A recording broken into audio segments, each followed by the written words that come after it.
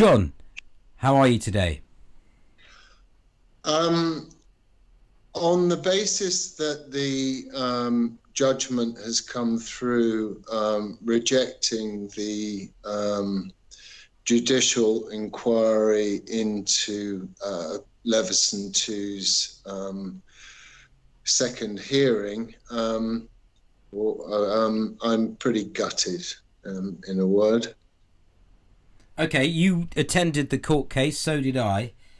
It took place at the beginning of the month in November. There were arguments given by the hacked off QC. So again, for anyone who's not familiar, this is to do with phone hacking. 20 years of phone hacking, I understand, certainly many years of it, and general press intrusion. Something that you know about. Indeed, I spent 15 years working for the Sunday Times as their in-house Blagger. I stole rubbish, I stole documents, I stole advanced copies of books, confidential data. I was engaged in a long list of nefarious activities that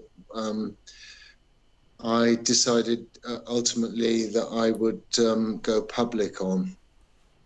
Okay, so we don't know very much other than the judges ruled in favour of the government. So the government, I understand, in the last election, they said Leveson2 was supposed to be carried out in two parts. First in 2011, was it? Or was it 2013? I can't remember.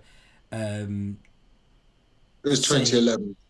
Right, Yeah. so the first part was looking into the key facts, but Yeah. there were lots of ongoing court cases. So they said we'll wait, and then after those court cases have been finished, then we'll have a look at who did what to who and under whose orders. Yeah, and at which point David Cameron made his promise that Leveson2 would take place, but he hadn't foreseen that his promise to remain as Prime Minister in the event of a no vote, or a yes vote rather, for Brexit would mean that he would remain as Prime Minister. Actually, he reneged on the following morning and resigned. So enter stage left on her broomstick Prime Minister May, who also promised that she wouldn't go for a snap election to consolidate her position, but curiously, the night before she made the announcement, was known to have flown to New York for a meeting with none other than Rupert Murdoch. Obviously, not having been privy to the meeting, I can only make a guess at the conversation, but I imagine that part of the deal was we've got to get rid of Leveson2 and we'll support you.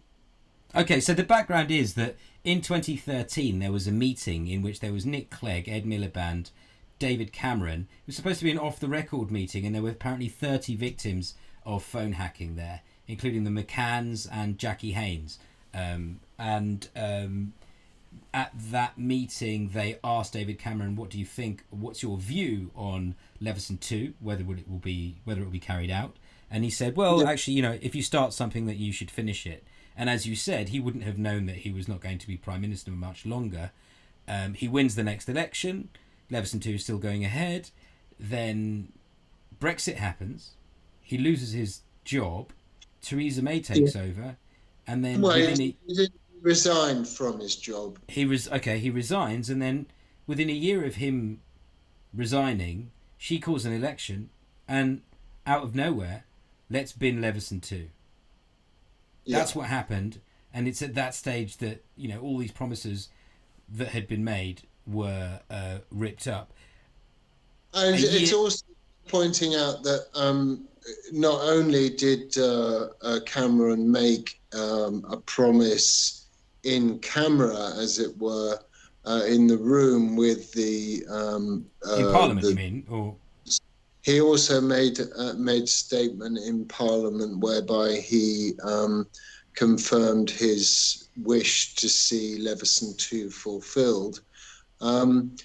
It was then the then Secretary of State for DCM, Digital Culture, Sport and Media, Matt Hancock, who stood up in Parliament quoting Lord Leveson, misquoting Lord Leveson, saying that it was his opinion that there was no need for a Leveson2, something which Lord Leveson the next day actually wrote saying, well, that's not what I said at all. In fact, my opinion is that the inquiry should go ahead and the scope should be widened. Right. Well, Matt Hancock, of course, was in the press this week because he gave evidence in his new job as health minister to the select committee, and Sarah Wollaston, the head of the select committee, said, we've got big problems if Brexit happens, if there's no deal. And he basically said, yeah, it's going to be a bit of a problem, but, if everyone does their job, everything's going to be fine. So he doesn't take anything very seriously. Well, you have to bear in mind that he wears short trousers. He has knobbly knees and bum fluff. His mother obviously bought him a razor for Christmas, but he hasn't quite got around to using it. So I think he is someone who's just left preparatory school and has somehow wandered into a position of the cabinet. Very droll, John. Very droll. Well, it's almost true. Yeah, sadly. And so I haven't seen the judgment. I mean, you telephoned me earlier on today and said government won, Yeah, hacked off nil. Yeah, that's right. So I suppose there may well be an appeal. We'll find out over the next couple of days. The obviously it depends on the judgment, and then the legal process is that the right to appeal has to be ratified in some way. So it's not a straightforward matter of saying we're appealing this judgment. It has to be red tape has to be cleared before any appeal, and that's aside of the fact that any appeal needs to be funded, and the whole machine needs to then go into operation, which is outside of my remit. I am just a humble blagger turned whistleblower and not a lawyer. Do you think there's any kind of a connection between the hacked off Leveson2 press hacking inquiry and Brexit?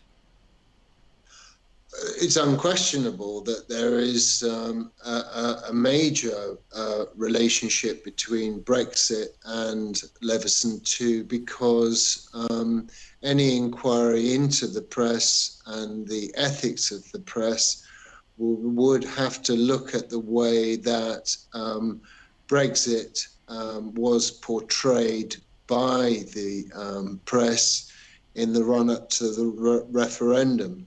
And as has been made perfectly apparent through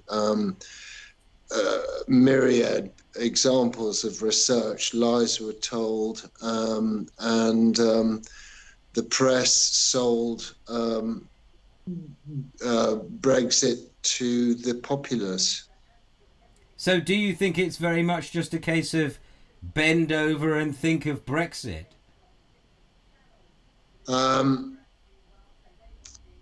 I think it's more a question of bend over and don't think of Brexit, because we're going to give it to you anyway, whichever way you like it. Just, keep your mouth shut and take it like a man. So, what about Brexit? Theresa May's deal, I understand, is very much one in which we would be gagged. We would not be able to actually have any say over the rules, and at the same time, we would have to play. I'm sorry, can you repeat that?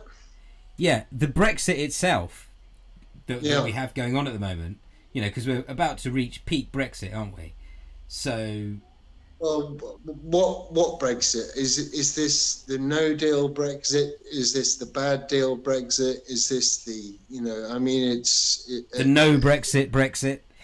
yeah, yeah. Um, uh, so who knows? But it would appear the political will is to fudge it in some way that Brexit goes ahead. Yeah. Okay. Again, I'm a humble blagger. I'm not a political commentator, nor am I an expert on Brexit. But it looks like that from where I can see, or from where I'm sitting, that the political will is such that the Brexit is being driven through both on the Conservative benches, and reading the statements of Jeremy Corbyn, it seems that he himself is also well, he's, how do I put this? Jeremy Corbyn. I'm just trying to remember what the latest statement he put out, which was that there can't be no deal, i.e. that he will. It would appear he's Jeremy Corbyn is yet to make a statement coming out and saying there will be a second referendum, or there will be no Brexit, or anything like that. So it seems that we have under the current two-party system, two leaders who are intent on forming some form of Brexit arrangement. Yes. All right. Well, we'll see. I mean, I think Corbyn follows the party, which is that they're going for an election first. If they can't have an election, then they'll have a second referendum. So I think a lot of people are saying the second referendum is inevitable. But moving on, what about Vicargate? Well, as a former actor, I'm looking forward to being employed by the BBC, because whistleblowing is not a particularly pecunious activity, and I could do with a few quid. So I could come on as a bishop, perhaps, or perhaps anything they like. I mean, I come on as a tea lady, or indeed I'd be prepared to wear a false beard and come on as a Cuban uh, um, a revolutionary. Yes, I'd be happy to take a bite of Auntie Shilling and talk nonsense happily, as we saw last night. Have you seen the clip? I haven't yet. I think it was. I've just seen that you sent it to me, and I've yet to Yeah, watch. I just saw it. I mean, I got home today and I saw talk of Vicargate, and I saw the clip, and I mean, it's really amazing. So this is a vicar moonlighting as an extra who is part of some Trumpian network, and who comes on Newsnight and says, "I have faith in that man over there," and she pointed at Nadeem Zadawi, a man so untrustworthy as to be, I mean, incredible. And she said, "I have faith in him. I have faith in all politicians. I have faith in our vote for Brexit and the political system." Bless her and her cotton socks, and praise the Lord at the same time. Well, I mean, it's quite likely that not a single person in the United Kingdom will watch this. But if anybody from another country watches this, I will do my best to try and find that clip and slot it in straight afterwards so that people can, have some idea. The thing that I thought of was Umbrella Man and John F. Kennedy. I think this Brexit thing with Cambridge Analytica, micro-targeting, who did what to who, where, and under whose orders. I mean, there's so much going on here that this vicar, this female vicar, this sort of this is kind of like the British version of JFK, isn't it? Yeah, well, yeah. I mean, truth is certainly stranger than fiction in this political climate. Yeah. Well, John, thank you for joining me. I think this is probably enough attention that we will have endeavoured to command from our people. Is any of this usable? Because I've ummed and ahed and, I don't know. What do you think? I think I'm likely to put the whole thing out just like this. You're a brave man.